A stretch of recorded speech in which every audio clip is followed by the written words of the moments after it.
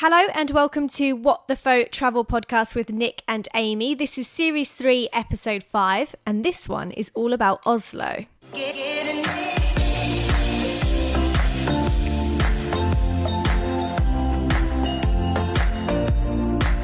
Hi, thanks for joining us again, guys. Now, as Amy said, we are talking about Oslo, so this is not a guide to Norway. We just spent the weekend in Oslo. I'm sure we'll go back one day to explore the rest of Norway, but this episode is about Oslo. So we've been on a few city breaks around Europe quite a few times now, haven't we?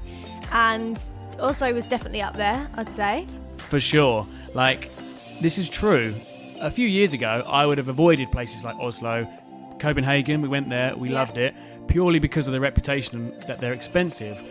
But Oslo, Copenhagen have been up there with my favourite city breaks that we've done. Absolutely. I think we always kind of play this game when we're away. You know, if for some reason we were made to leave our home country, i.e. England, and we weren't allowed to go back, where would we live?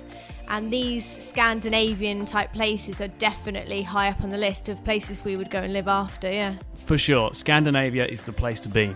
So let's start off with shout outs for this month, Nick. Yeah, and it's another bumper edition of shout-outs for this month, just like our Argentina episode. So let's start with Zach Wilson on Instagram. He got in touch. He said he really liked our bucket list episode with King in it. He also has a bucket list, but because he listens to our show, we keep adding stuff to it for him.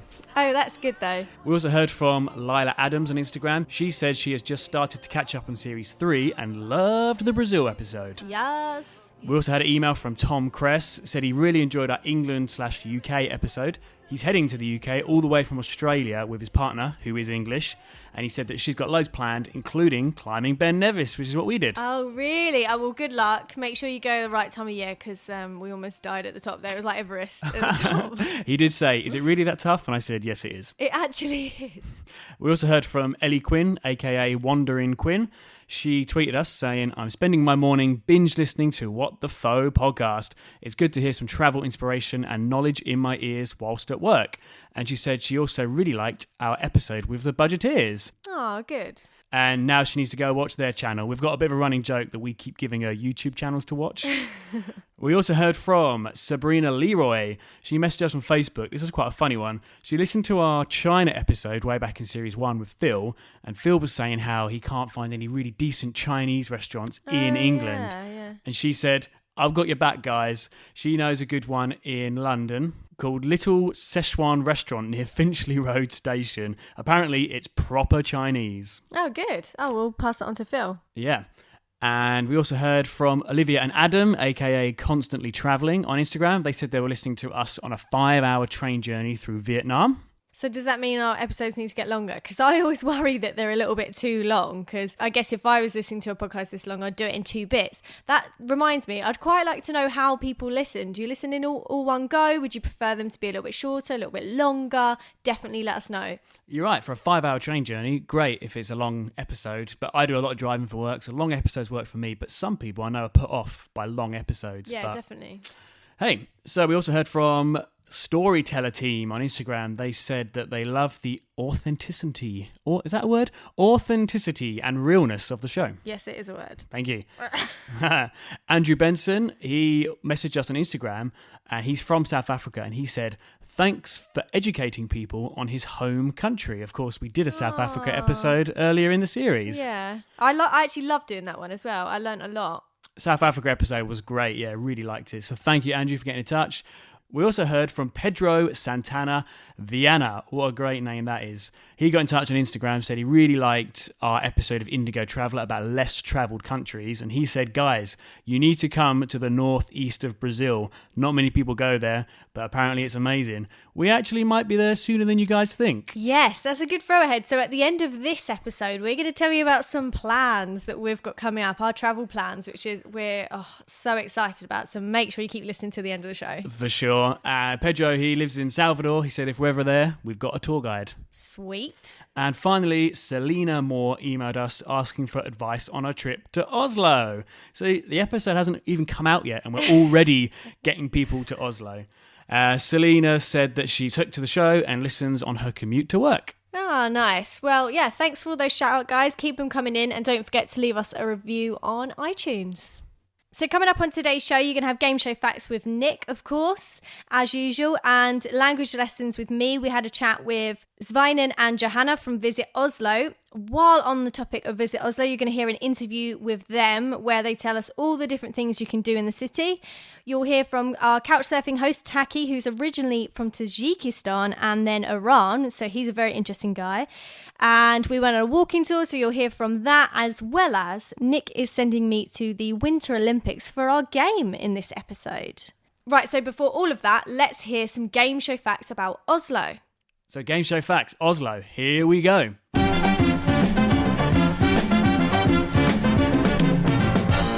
Oslo is the capital city of Norway, and Norway is Europe's most northern country and is part of an area known as Scandinavia.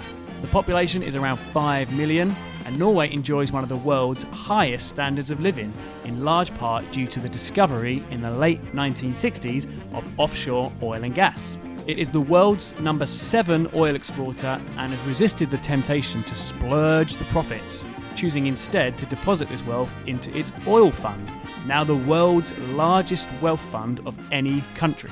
Norway gets 98 to 99% of its electricity from hydroelectric power, more than any other country. King Harald has represented Norway as a yachtsman at the Tokyo, Mexico and Munich Olympics. Around the years of 800 to 1050, Vikings from Scandinavia invaded much of northern Europe, including Britain, meaning that we all have a bit of Viking inside us. That's what she said! Norway is famous for mountains and spectacular fjord coastlines. In 2011, Norway went through a nationwide butter shortage, where smugglers would often get caught smuggling butter, and online auctions for one packet of butter reached as high as $77. Norway literally sells its waste to neighbouring Sweden. Sweden is so good at recycling, it now runs out of garbage to recycle and imports from Norway to fuel its energy programs. Norway has won the largest number of gold, silver and bronze medals of all countries in the Winter Olympics. Norway's Marit Bjørgen, she is currently the most successful athlete in Winter Olympic history. In 2008, Norway knighted a penguin. He is the guard mascot of the Norwegian king, and his name is Brigadier Sir Nils Olav. He doesn't live in Norway though. He lives in Edinburgh Zoo in Scotland, where he receives regular visits from the King of Norway. That's amazing. There's so many facts I could pick out of there. First of all, penguin. Why does he live in Scotland and not Norway? This is so weird. First of all, it's weird that they've knighted a penguin in the first place, but he doesn't even live in Norway. He lives in Scotland.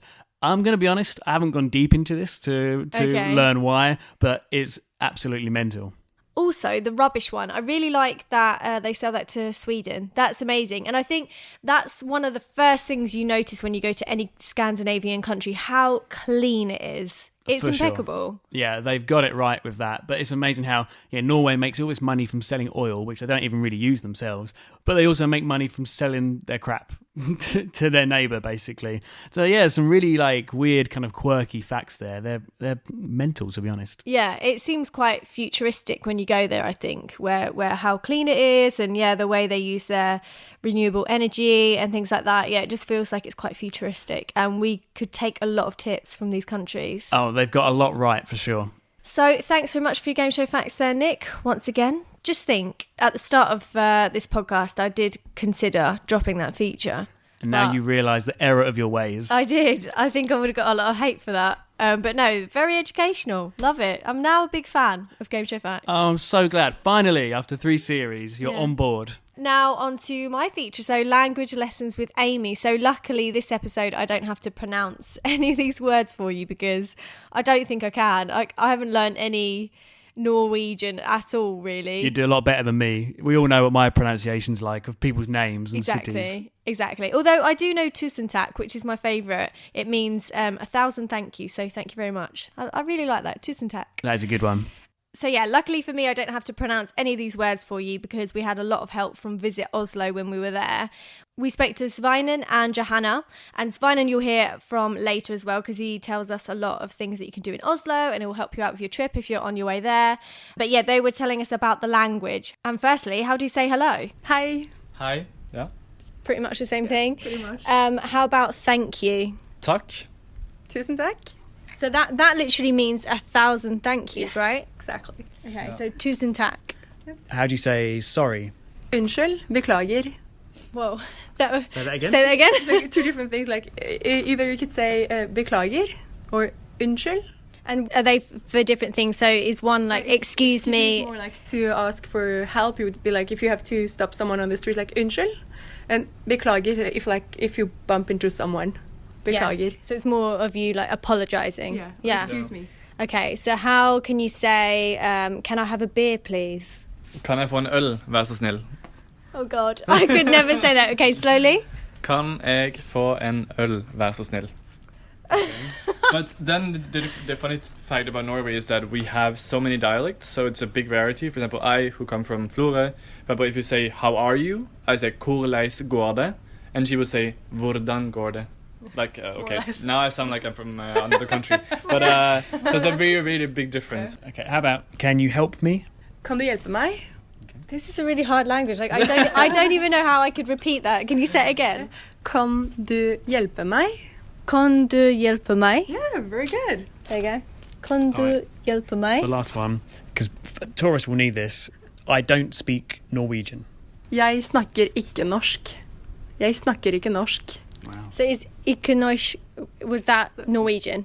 The word Norwegian? Ikke norsk. no, It means norsk. not Norwegian. Norsk is Norwegian. Ah, So norsk. I snakker, speak, ikke, not, norsk, Norwegian. Jeg snakker ikke norsk.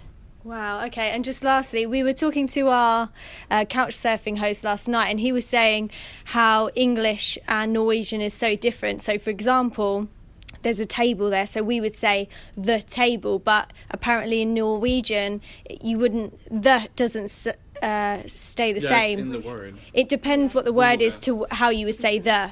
Is that right? Yeah, because it's not like the fact whether substantive is determined or not, it's included in the word. So we don't use the article.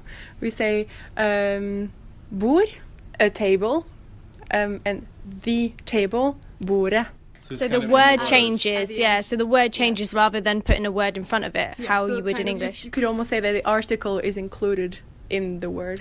Right, okay. And can you just tell me how many languages that you speak? 7. And what languages are there? French, Spanish, Norwegian, English, German, Russian, Polish. That's crazy. And how about you?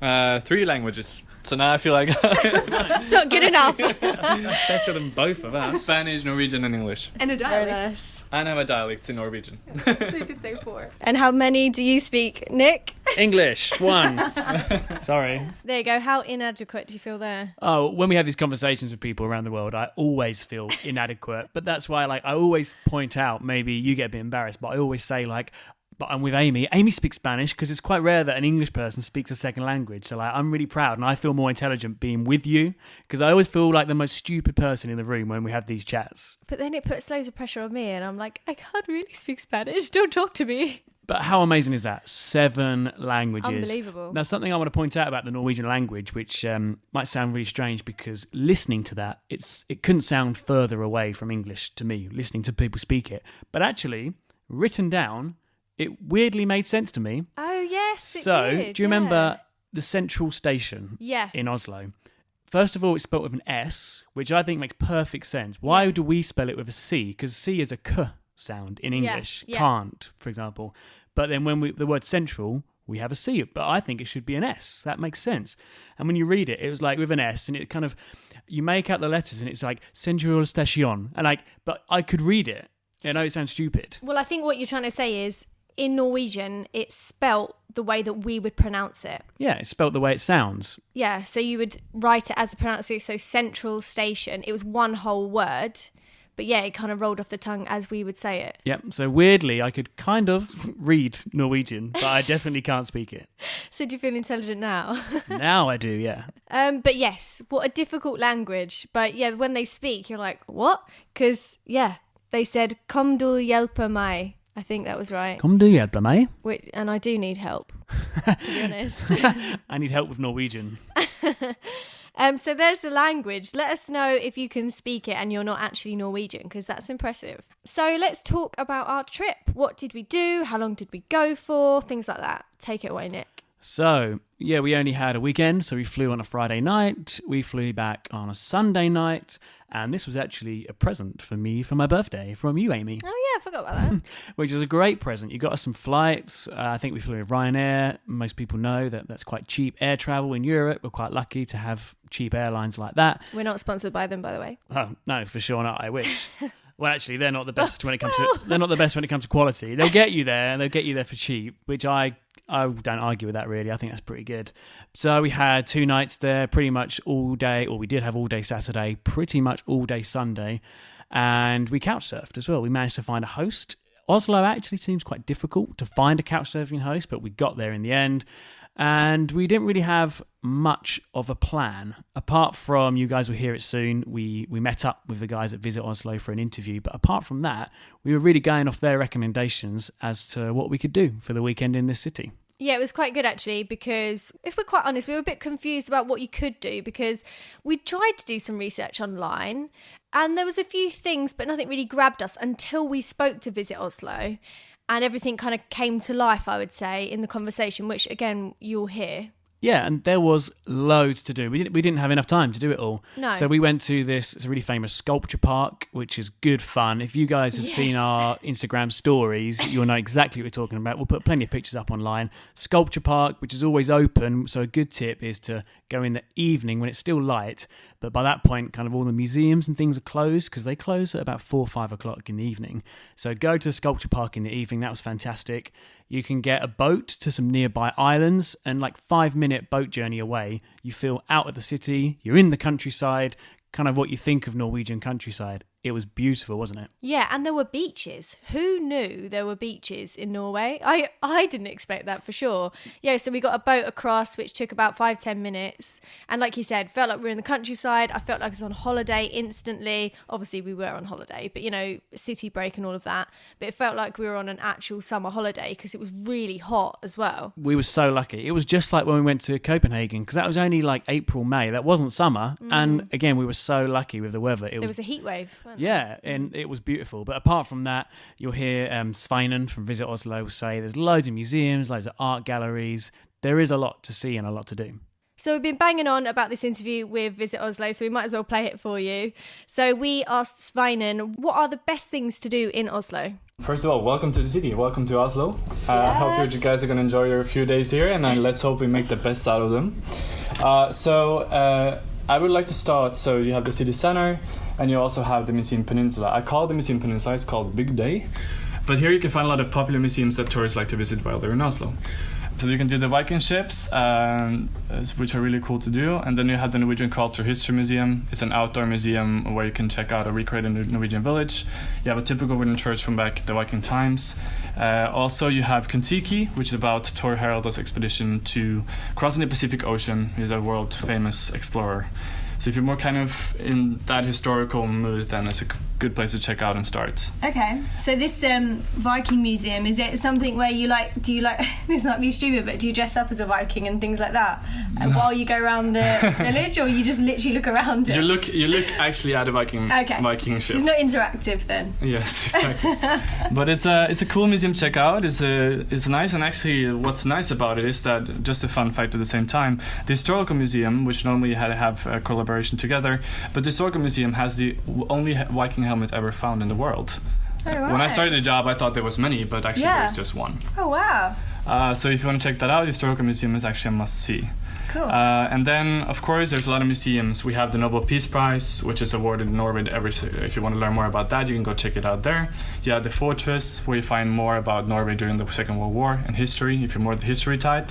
And then if you're more into art, then we have a lot of options, of course. And but some to mention, of course, the National Gallery, where you can find, for example, the Scream, the famous Scream by Edvard Munch. Yeah, that's a really famous painting, and I remember that being up in my school, even in England. It was not obviously the original a poster of it, but yeah, I'd be quite keen to see that, actually. Yeah, exactly. So one of the videos you can find there at the National Gallery.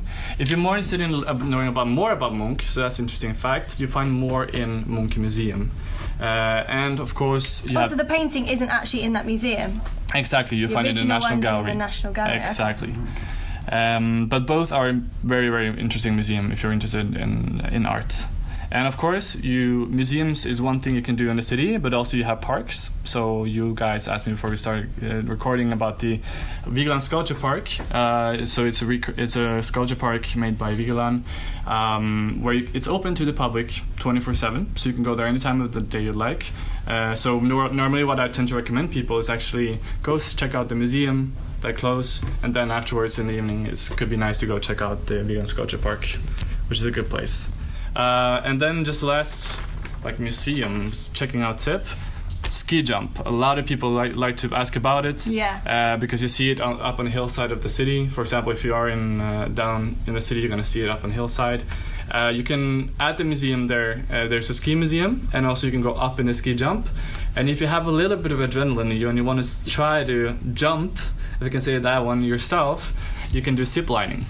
Zip lining from the ski jump and down. That's summertime. The ski jump is open all year round. For example, in the winter time, it's a nice place to go and see a lot of events happening. You have the Biathlon World Cup, which is happening there, and also you have the Holmenkollen Ski Festival, which is quite cool places. So as Norway, we like to see Oslo both as a summer place where you can come in the warmth, you can go to the fjord, take a swim in the fjord, and check out the museums, maybe enjoy. You're going to see the restaurants and also being filled with people. It's such a good vibe in the summer, but also it's a winter capital. So you have a lot of things happening in the winter time with the ski jump, and for example, one of the fun facts is that Oslo Winter Park, they offer rental of skis. So in case you want to try hit those tracks yourself and go some skiing, you can do that. The only thing you need to rent is the skis, and the tracks are free to access. Oh, good.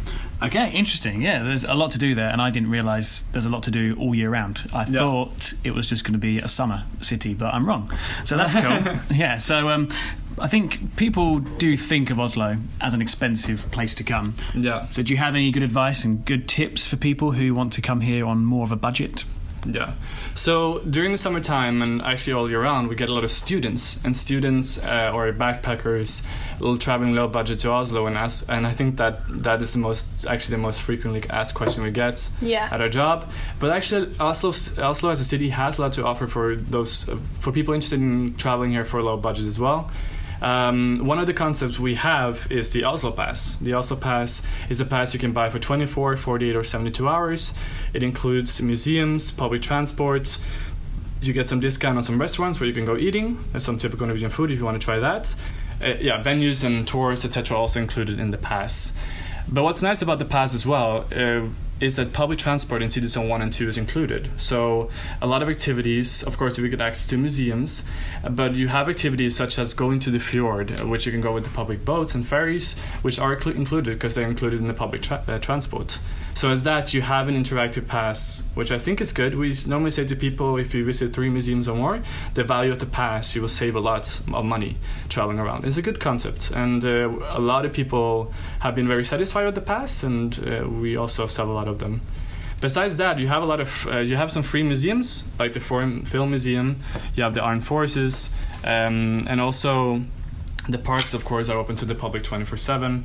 Architecture-wise, there are some buildings you can see for free. For example, the Opera, which, by the way, has its 10th year anniversary this year. So it was opened in 2008. Wow, because it looks really new still, doesn't it? I'm surprised it's 10 years old. Yeah, so it's a really nice building. So actually, Snøhetta, which have designed the building, created it to reflect Norwegian society. Its openness, its accessibility. So one of the things you would be able to do at the Opera is to go all the way to the rooftop. Which we've just done, actually. Yeah. Did you enjoy it? Yeah, it's really good, actually. I don't think I've ever walked on top of a building before. Exactly, and it was nice and relaxing up there, and you have a nice view of the city and the fjord, like the water. It looks it's actually stunning. Exactly. Yeah, so definitely recommend someone doing that. And also, just a last tip for in case you want to do tours, there are actually free tours offered. Just outside this central station where we are right now, there is a tiger statue. With that tiger statue, every day at 10 and 10 a.m. and 1 p.m., there are free guided tours which you can do around the city. One more question when it comes to like budget and expense. Do you have any advice for people who really like their food or they like their beer? Like any ways they can have cheap food and cheap beer, like particular parts of the city? Yeah.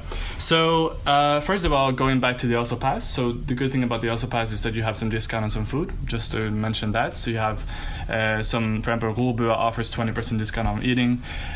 If you don't have the Oslo Pass, of course, there are also places where you can check out. For example, down at the City Hall, there are some food trucks which offer varied food. Also, Mathallen has a varied setting of food, which is up at Grüna Løkka. It's more like the hipster urban area of town. And also, when it comes to going out, well, so you are in Norway. Some people prefer buying stuff at the local store and drinking before going out, while others prefer buying out. So some places you could go, for example, in the city center. A fun place to go is actually Kulturhuset.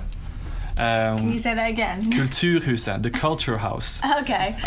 It has a kind of it's one floor. The down floor is more like a cafe, sitting down, chilling with your friends, having a beer and pints, which is quite nice. And then the second floor and the third floor, you can play shuffleboards, you can have a fun interactive evening with your friends, and also there is also a own part where you can also go dancing. So it's cool. One of my favorite places, personally favorite places to go.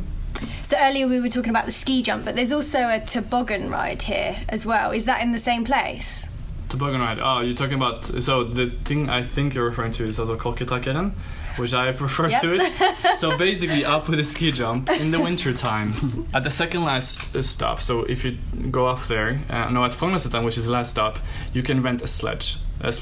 So in the winter time you can rent a sled so basically how the concept works is that you go down around the same distance as 4, 5, 6 metro stops, and so you kind of take the metro up to the end station called Frognerseteren, and from there you take it down 6 stops, and it goes really quickly and it's really fun.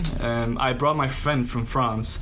He was visiting me about back in the winter season now, and he told me I never thought sledding could be this much fun. Yeah. So we had a great laugh and we really had a good time, and it's really, really fun. Brilliant. And then if you have the Oslo Pass, you can just keep going up and down as many times as you want. Yeah, so the sled you need to pay for separately, but with the public transportation including the Oslo Pass, of course you could just keep on going. Do it all day. Nice. Great. Well, I don't think we spoke about price of the Oslo Pass. So what kind of price are you looking at for a Oslo Pass? So the price for the Oslo Pass, so it's 395 for 24 hours. So 300 Norwegian, that's 30 or 40 pounds. 30, 40 pounds, yeah. Yeah, and you can quickly, like you say, you can quickly make your money's worth from that. So other than the Oslo Pass, how else can Visit Oslo help tourists? So we're actually in the tourist centre now, so anybody can just come in like normal tourist centres. Exactly, during opening hours. So we are, Visit Oslo has a platform. Of course, the visitor center is open all year round, so it means 365 days a year. We like to think of ourselves as ambassadors. So you're travelers, and I think a lot of people who come in here are travelers. What I really enjoy about this job is that I get to work with the best people in the world. Who comes with their smile? Tourists. But basically, so the tourists, they come in, and what we like to think of ourselves as ambassadors of Oslo. When you go abroad, you want to get the best experience of a city, and of course I've been traveling myself and I know what I'm looking for when I'm going abroad. So we want to give that same experience that we are looking for when we are out to the people coming here. Just think of ourselves as ambassadors. We want to make sure that if you're a guy interested in art, we want to make it make the best trip possible for you. If you're interested in historical sites, we will help you as well. And in general, we are a connection point for the city, and also for you to getting to know it both. Actually, just like a local. And Oslo City is a perfect. So we have the Oslo Visit Oslo page, visitoslo.com, where you can go beforehand to plan a bit of your trip, where you can find a lot of good local tips. And also you have here at the visitor center, you can come, and what a lot of people are surprised by is everything you can fix with us when you appear at our desk. So for example, if you want to be here with us, you can book trains to other parts of Norway with NSB. You can book tickets with the local transport, the tickets, which includes metro, tram, bus, and the boats. And you can also fix, we will of course try to use our knowledge to your best, make you experience the city that we have in front of us.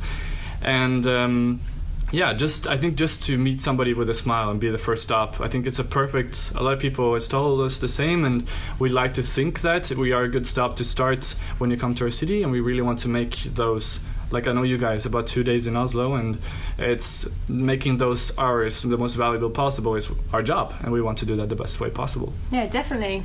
Great. And finally from me, if someone was using Oslo as their base to visit Norway, are there any places just outside of the city where people can see some really great Norwegian countryside? Because I know a lot of people go to the west coast. It's about a 6 or 7 hour drive to Bergen and Stavanger. So is there anything people can do closer to Oslo to see some really nice fjords?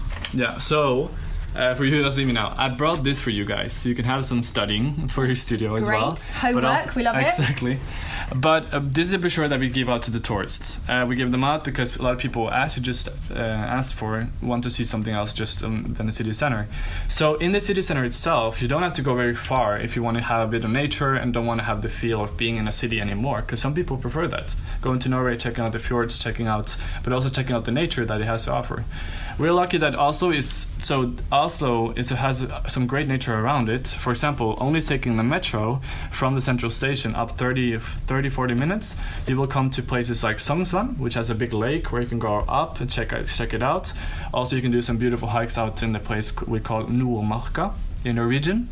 So there's some Norwegian words here in the podcast. Yeah, love it. And then also you have Forneseteren, big places to go as well.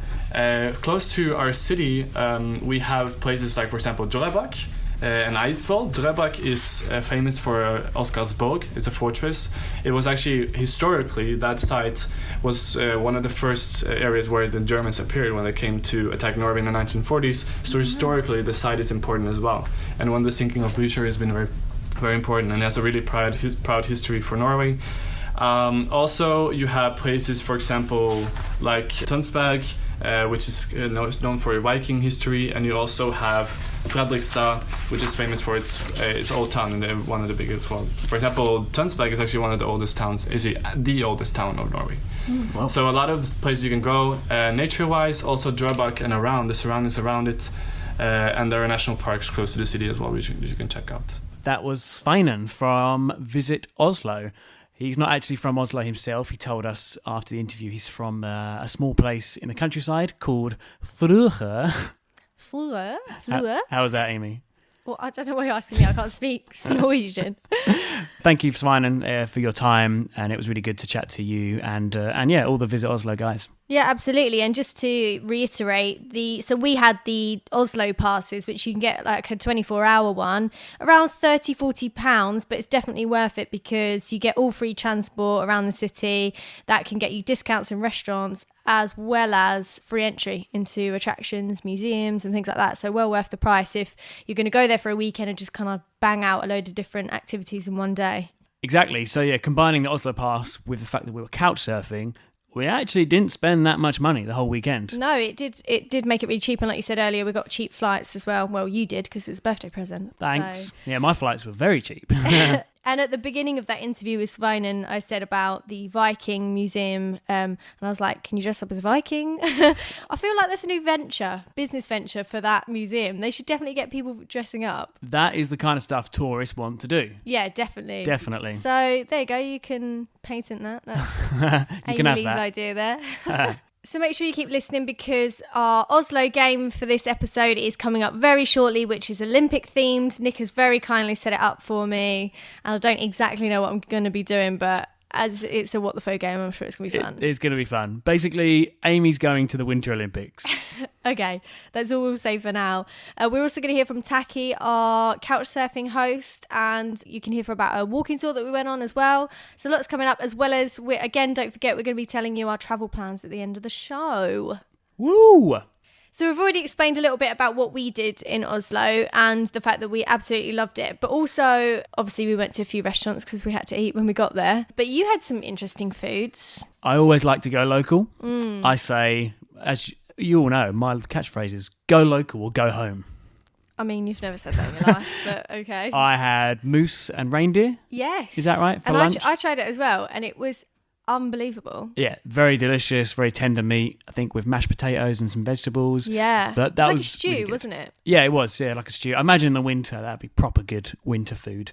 And yeah, also for when we were in Oslo, we mentioned it a bit earlier, but we got a boat to an island, and this was one of the highlights of the trip. It was so good. And again, the weather helped, but it was great to get away from the city for a bit. We walked around this island for an hour or two. That would be the perfect place if you want to do Norway cheap.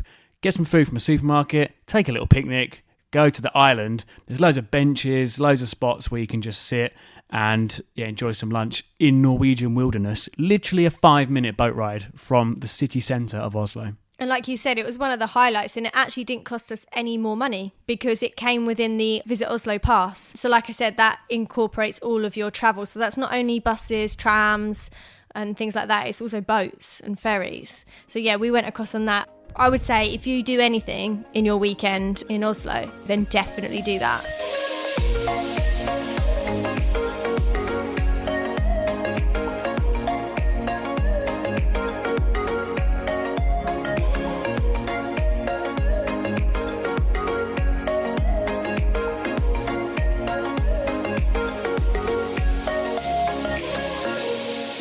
So Nick, it has now come for the time that we play our Oslo game. Has it got a name?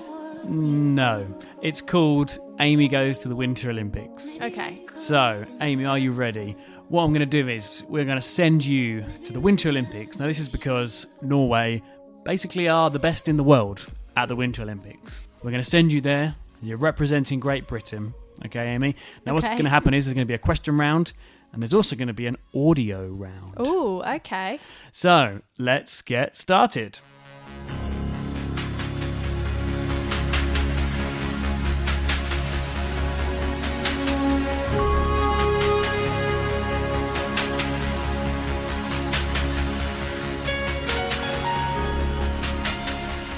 Question round.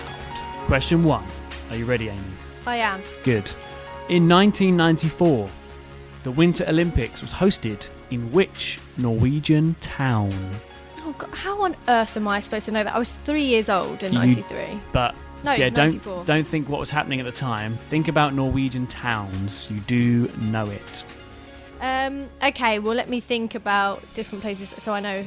Well, is it a city, did you say? Yeah, town, city. So I know Oslo, I know Bergen, and there's that place up north that King in it went to. I think it might be there, but I can't remember the name of it. Am I right? Is it the place that King in it went to? No, I think you're thinking of Tromsø. We have to say you got that wrong. Time is up. The answer is Lillehammer. Ah, Lillehammer. You know Lillehammer. Ah, I forgot that was in Norway. So if you don't know what we're talking about, that's a TV program on Netflix. Mm-hmm. So anyway, you got the first one wrong. Question number 2. Oh no. Not off So to a do good I get start. is there some sort of penalty for that? No, but there is a prize for depending on how many questions you get right. Oh, Yeah, that depends whether you win gold, silver or bronze, but all will be Okay. explained. okay. Question number 2. Norwegian athlete Axel Lund Svindal is famous for what sport? I'm not going to know any of these questions. Yeah, but of course you don't know it, but you just got to think. What's a popular Winter Olympic sport? Okay. What's Educated his name again? guess. Axel Lund Svindal. Axel Lund Svindal. Well, obviously skiing in the Winter Olympics. Correct. That is Yeah, it. but what type of skiing? No, downhill skiing. Oh, okay. There's loads of different sports at the Winter Olympics. You got it, skiing. So Sweet. Okay. you have one correct. Question number 3.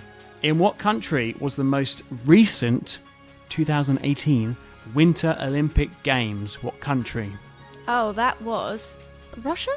Oh, no. South Korea. Oh, We were watching oh my it. God, how? Yeah, Pyongyang. How is it Pyongyang? No, it wasn't Pyongyang. It was the other one that sounds like Pyongyang. Well, before you ruin the next question, let's move on. Question number 4.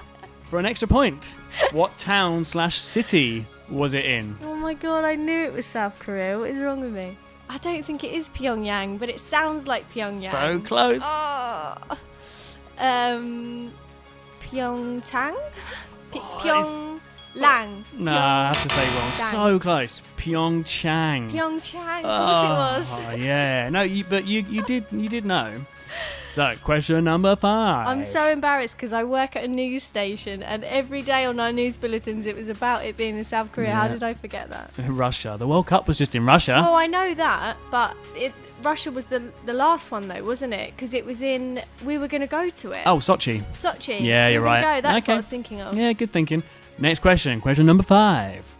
In what country will the 2022 Winter Olympics be? Winter Olympics, not Olympics. Okay, because my brain keeps going Qatar because of the World Cup. Yeah, and that's not right. I don't think the Winter Olympics would ever be in Qatar in No, the I desert. know. Yeah. Well, but the World Cup is, right? Yeah, the World next Cup one. is, yeah. Okay, that's what I'm saying. Yeah. So the next Winter Olympics, what country? Oh, right. Let's think about cold countries. Is it Japan? Oh, again close, but you're wrong. China. China, yeah. Oh, no. You are close though. Oh, but I'm so bad that's at the- sport. That's the question round done, and you only got 1 out of 5. Oh, that's appalling. I feel like you can redeem yourself at the audio round. Okay. Is it easier then? I think so, but I thought some of those questions were quite easy as well. Oh, if I just thought about it. Yeah, like, that's the thing. It's the thing with you, Amy. You do know the answers. You just freak out. You don't actually think about it. Like the skiing one, you got right without even really thinking. You're just like, well, it must be some type of skiing, but what type? But like, that's it. You got it. Like, Yeah. you know the answer. If someone could see my brain when I'm asked a question, it's just kind of like a blank canvas and someone just aggressively scribbling all over it. And I'm like, oh my God, panic. Yeah, you do panic. Right, audio round coming at you. Who is this athlete? I've been training with the Norwegians. I've got a Norwegian trainer, Geir Hammer. We're going very, very well, but it's going to take a little time before it starts showing in my competitions. Is this a joke? I have no idea. Well, think about it. He's clearly British. Winter Olympics. Is he clearly British? I'm not sure he sounded British. Can I hear it again? Yep. I've been training with the Norwegians. I've got a Norwegian trainer, Geir Hammer. We're going very, very well, but it's going to take a little time before it starts showing in my competitions. Why on earth is he speaking like that then if he's British? He's like, it will take time in my competitions. Yeah, I know what you mean. Why is he speaking broken English? Right, okay. Let's think this through. Let's not panic. So he's a this is Winter Olympics still, yeah? Yeah. Probably My competition. Britain's most famous Winter Olympic athlete. Well, I know we had quite a big snowboarder in the last few Olympics. I think his name was Ben. Care to go for a surname? Snowboarder Ben. But I don't know. Can you give me a clue? We've watched... I'm just giving it away now. Oh, wait. Is it one of the presenters on Ski Sunday? Oh, no. Okay. No, you're way off. I'm going to have to, in the interest of fairness, I have to say you're wrong. That was Eddie the Eagle. Oh, no way, really? Yep, so you know it. It's the, Oh, that's why he was speaking in broken English. He wasn't the sharpest tool in the box. was exactly. he? Britain's most famous Winter Olympian for famously not being very good. Oh, Eddie the Eagle. If anyone's seen that film, Nick cries every time, don't you? It is emotional. Yeah, it's a good film. It's a very sweet film. Moving on. Now, I haven't got high hopes for this one because you would have had to be listening very carefully to my game show facts to get this, and you never do. Oh, okay. Okay, name that athlete. Of course, my goal was to win, but I'm satisfied today because Justina was better than me today, and there's been a fighting all the way, and she was strongest in the end. So yeah, I had to be satisfied, and it's fair. That's the sport. You got no chance. Oh, why don't I listen to you? Like, whenever you do your game show facts at the end, I'm like, great, thanks, Nick. Those were super. Yeah, Amy's off like making a cup of tea when I do game show facts. Joke's on you, because I don't drink tea, so... oh, God. I actually thought I was listening to these ones as well, and I have no clue what this is about. Would you care to at least guess a nationality? Well, Norwegian. Yeah. And I mentioned their most successful Winter Olympic athlete. Oh, right. ever. So I've got a name. Right, okay. But it's going to be tough if you weren't really listening at the start. It's a woman, isn't it? Yes. We can all work that one out. I can't remember the clip. Let's go for Johanna, because that's obviously a Norwegian name, because we spoke to Johanna from Visit Oslo. Yep. Johanna Oslo. Kortlehusen. That's what I'm going to guess. So, again, I apologise for my pronunciation, Norwegian people. That was Marit Bjørgen. Ah, yeah. Yeah, I mentioned Yeah. her in Game Show Facts. Yeah. So, now, it's still the audio round, but you have to guess that sport. Oh, okay. I think you'll do better at this one. I hope so. A most difficult attempt, trying to come in off on the outside, trying to get the roll to the button. They're working on it frantically. There's the contact. There's the roll. She's made it. So, Jesus. in what Winter Olympic event is there a lot of shouting? Okay. I'm going to run through my thought process here. At first, there was some scratching on ice type sound, which made me think of bobsleigh. At first, I thought bobsleigh, but then the screaming came in. Maybe it's like a bobsleigh orgy? No, joking. No. But then I thought about the one where they rub the court. The one where they rub the court. They rub the court. What's it called? With the stones. Shit. It's like during the Winter Olympics, it's like, here in the UK anyway, for some reason, it's everyone's favourite sport. You obviously know what I'm thinking. Is it right? Is it worth me doing this? Yeah, Brain you are power. thinking the one where they sweep. You're thinking of the right sport. Oh God, this is going to put even more pressure on me. I can't think of what it's called. My brain's going tobogganing, tobogganing, tobogganing, tobogganing.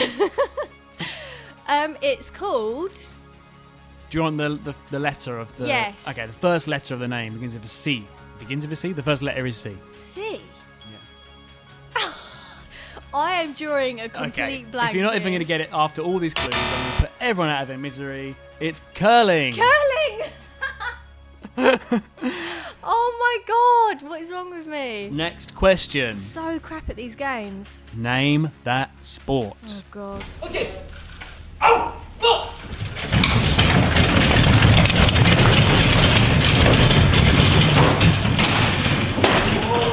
What do you think? Oh, okay. So that sounds a bit like what I said before. Which was Bobsleigh. yes. Right. Oh my God. Was it the Japanese team for an extra point? I don't know what team it was. Oh, I know what you dunno. mean. It sounded a little Did sound bit. a bit. Although they would be saying ichi, ni, sa. But they no, didn't. you do not get an extra point, but you do get a point for getting bobsleigh right. But that means we're at the end now, Oh God. and you've finished with 2. That was terrible. And that means you get a bronze medal, and that means that the USA finished 2nd, and that means Norway finished 1st, and they remain Winter Olympic champions. Okay.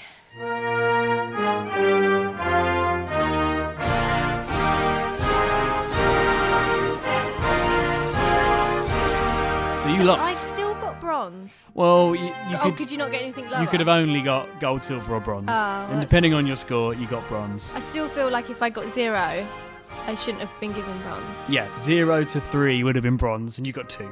Oh, okay. So that's that. And you were really bad. So do I get a prize? No, absolutely not. There's nothing. You lost. It was You still a fun suck. game. Let's move on. Okay, no, I did enjoy that. Well done. Thanks. Okay, so it's now time to introduce you to Taki. That's his real name, by the way. That's not us calling him Taki, because Taki in the English sense of the word means that something isn't very good. Yeah, cheap. Yeah, but Taki is not that. He's quite the opposite. He certainly is. Interesting guy. So he was our Couchsurfing host, and he's originally from Tajikistan, although he grew up a lot of his life in Iran. But he now lives in Norway, and, you know, he's learned the language. He's got, I assume, a decent job there because he had a nice apartment that we stayed in. Very nice. To become a Norwegian citizen, you have to spend a bit of time doing your national service with the army, and he did that. So, interesting guy.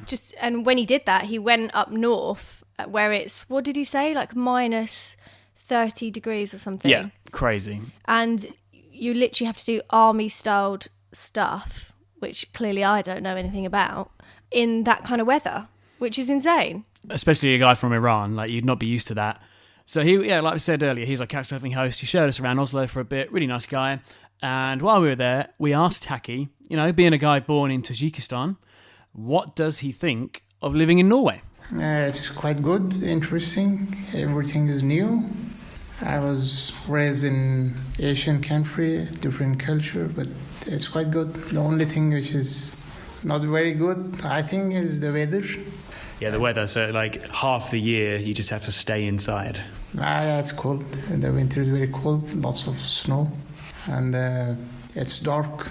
When you're leaving home, it's dark, and come back, then dark again. It's quite boring. What's the coldest you've experienced it here? In Oslo, it's until -20. But I've been also living other provinces. North, it was -30 until -30. And I was in military in 2016. There it was minimum was -20. Crazy. But you think the Norwegian people are nice, and you think the language is okay? You've learnt Norwegian? Yeah, I don't have any problems with Norwegian language, or norsk as they call it. And the people are nice, and they don't bother you, and they don't. Everyone does their own thing. It's not, they don't interfere as long as you follow the rules. What was it about Iran that you didn't like? Like, why did you want to leave? It was the culture. They're not. They are much religious, and they're not liberal. I'm more of a liberal person. Everyone is interfering. That's your life. So when you moved from Iran, you could have gone anywhere in the world. Why did you pick Norway? It was many reasons.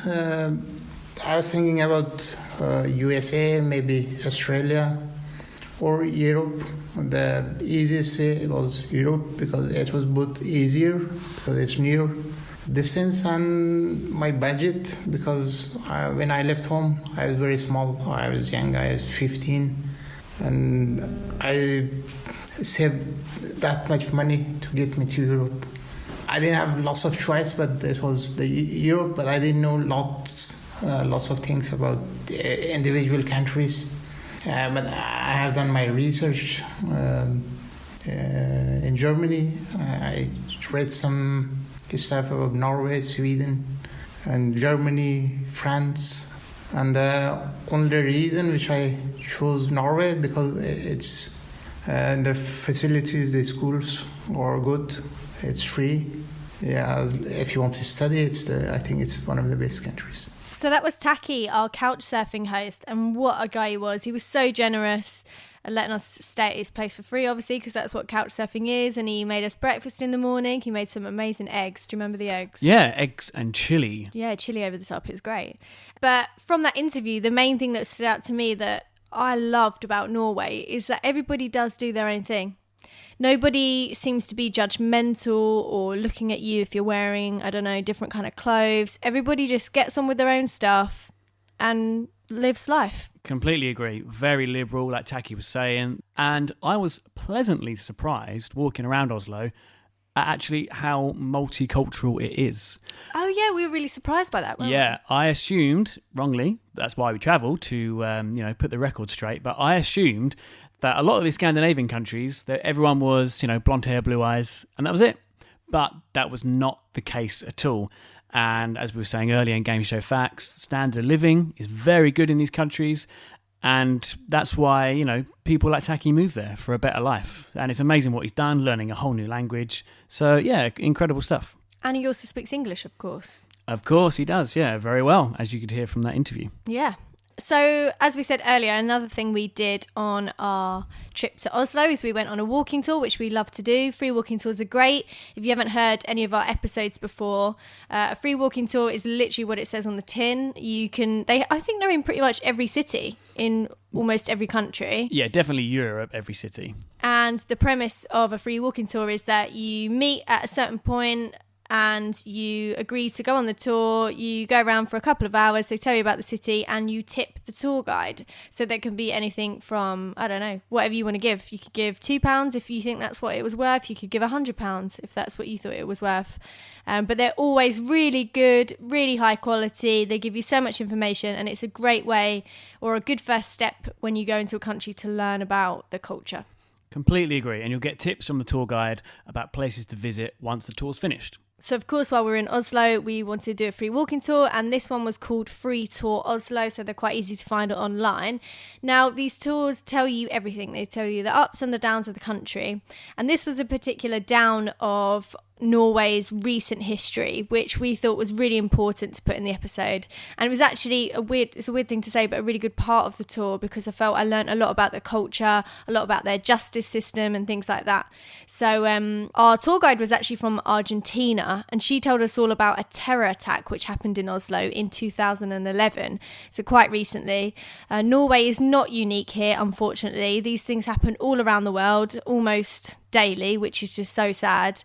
So yeah, prepare yourselves, guys, because this is a bit of a sad story, but it's one that's very important in Norway's recent history. He parked this van with a bomb right outside of the building where the PM, the Prime Minister, had his office. And of course the bomb blew up and 8 people died. But not only that, after the bombing, he managed to take a ferry to one of the islands, Utøya, where the youth of the Arbeiderpartiet was having a day out, and basically he dressed himself in a costume, in a homemade costume, as a police officer with credentials and everything. So he managed to get there, gather all these people, and who were mostly under 18 years old, and he just began shooting. Sorry, it's just like it's hard to talk about it, and there's hard to find a way to say this in another way. So the aftermath of that terror attack, well, it was pretty harsh. The police didn't get there until 2 hours later, mostly because they were dealing with this, and this happened with just a 2-hour difference. So everything, emergency services, the 911 that here's the 113 was collapsed. So yeah, it was extremely, extremely hard. And then when the police actually managed to get there, all the victims would run from the police thinking that they could also be terrorists. So yeah, it was quite huge. Something interesting about this, and I don't want to bore you with the details, but I think it's worth it to know. The maximum penance, the maximum sentence here in Norway is 21 years. They don't believe in death penalty, and they don't believe in, to life sentence. So it's 21 years. So the thing is that Breivik actually got 21 years. And he's quite young. He was around 32. Not only that, but he's actually studying because, of course, education is free and public for everyone. So, of course, what did he decide to study? Well, he's taking his bachelor in political science. He couldn't be declared insane. I mean, he was declared insane originally, but the thing is that he's not clinically insane. Therefore, he cannot be committed to that sort of asylum. And now there's a huge debate over in the University of Oslo because the professors there know that someone needs to tutor his thesis, and of course they don't want to. So in kind of like 15 years we have a huge problem. I would just say that in a decade we really need to begin thinking about how this will work. Of course there is like this amendment to the civil system and penal system that says that maybe after 21 years the situation of this prisoner can be revised. However, that's like really uncertain, and the whole thing is that it's a very tricky situation also for the citizens of Oslo because, well, they don't believe in punishment, they believe in rehabilitation, which is why people who get like a minimum sentence of a couple of months or 1 year can actually go in and out from jail. So yes, it's kind of interesting, and that's why I mention it, because for us who come from different countries, it takes a lot of time to actually adapt to this sort of framework where, yeah, some people cannot be rehabilitated. So yeah, very sad part of Norwegian history, like Amy said. These things do happen around the world, and when these things happen, I mean, this was a guy who didn't like the way his country was going because he thought the government basically were being too nice to the rest of the world. Even though, Norway is doing very well themselves, they've got a very good economy, they can afford to help people. Why would you not help people if you could? So he was worried about immigrants coming into the country, but it turns out the one person that fucks it all up for everyone is some fucking idiot that already lives there. And that's often what happens with these like lone gunmen. And it's so sad, dressing up as a policeman and killing children. And then when the real police arrive, of course, everyone's scared because they think it's more terrorists. And they do have a big problem, Norway, when he comes out of prison. which in the next decade or so, I think in 15 years' time, what are they going to do with him? But I suppose that's the downside of these liberal countries. It's great that you want to rehabilitate people and don't just lock people away for hundreds of years, because then what's the point in living? You might as well just kill them. So he will be getting out. What are they going to do with him? And we asked the tour guide afterwards, and she said he hasn't changed his mind. He thinks what he did was right. So he'll probably plan something again. So the walking tour itself was really great. We saw lots of cool things, and there were happier moments in it, apart from talking about the terror attack. We went to a food market, which was really cool. Like, under one roof, there's pretty much everything you could want, both local food and international food. And we went to like this cool kind of hipster alternative part of town, which reminded us a lot of Christiania, where we went in Copenhagen. Christiania is basically a part of town which people who live there don't think they're part of Denmark or the European Union. They've kind of got their own little community. They're technically living illegally in these houses, and this part of Oslo, which we're talking about now, is not technically the same thing, but it reminded us. It was a very hippie alternative place. There's a lot of music playing, and it was a really cool place to be. Yeah, and also you may have heard this on our Denmark episode, but yeah, Christiania is also very famous for illegally selling weed. And probably other drugs, to be honest. But we didn't see that. It's not that kind of culture where Christiania in Denmark, you kind of walk in and you're in this ungoverned territory. Yet with this, you can just briefly walk in and out. It's still part of Oslo. Yeah, for sure. Like I said, it's not the same as Christiania, but it reminded us of it. It was a cool kind of quirky part of town. Lots of graffiti again. And a swan/penis in the water, wasn't there? Definitely a highlight of that. Yes, so from a distance, it looks like a swan. And as you look closer, oh no, it's two balls and a bent shaft. Penis, yeah. Why did she say? I think there was something to do with like the high sex culture there. Exactly. I know why it's there. I've just remembered. Thanks for reminding me. So apparently, Oslo is the capital city in the world of one-night stands. Oh, yes. Yeah. So yeah, if you want a girl or a guy one-night stand, go to Oslo. And that brings us nicely on to the next guy we're going to talk about. So we met this guy called Ryan, legend, fun guy, Australian bloke. We did not have a one-night stand with Ryan. No, what I'm about to say was he actually said, after the tour guide said, oh, Oslo's famous for one-night stands, he said something along the lines of, no, I tried that, mate. Didn't work. So yeah, I think the night before he tried to meet a Norwegian girl and it didn't quite work out for him. Well, I think he got quite close. And that's where we'll leave that. But yeah, we got chatting to this guy, Ryan, Aussie guy. We had a really good laugh with him, and also a guy called Preston from the USA. And once the tour had finished, the four of us just went for a drink. It was a really nice day, found this bar by the water, and we had a couple of beers. And this was the point of the trip where we thought, okay, just for an hour or two, let's forget the budget, because yeah, it's not the cheapest place to drink. I think a pint of beer cost £9, so that's about 10, 11, 12 US dollars just for one pint of beer. But it was a nice day. We had a good chat with these guys, and we had a really nice time. It was a good way to end the trip. Yeah, absolutely. I think sometimes you can get too caught up in your budget and things, but sometimes you'd have to kind of think, yeah, but actually I've worked really hard to be where I am, and I've got here, and I won't have as good of a time if I just relax. Just need to chill out and just go with the flow. And when you do that, you end up having a good day and you're like, it was worth it. It's worth spending that extra money. Adds to the great experience. So that was that. Like, that was our weekend in Oslo. Very, very enjoyable time. Really liked it. So Amy, final thoughts. Rate out of 10. Yeah, so shall I rate it out of 10 for a city break? Yes. For what it was, yeah. So city break. So I would say everywhere we've been for a city break, I'd say Copenhagen was definitely my top. I would have given that a 10 out of 10. I would give Oslo a 9 out of 10, I would say.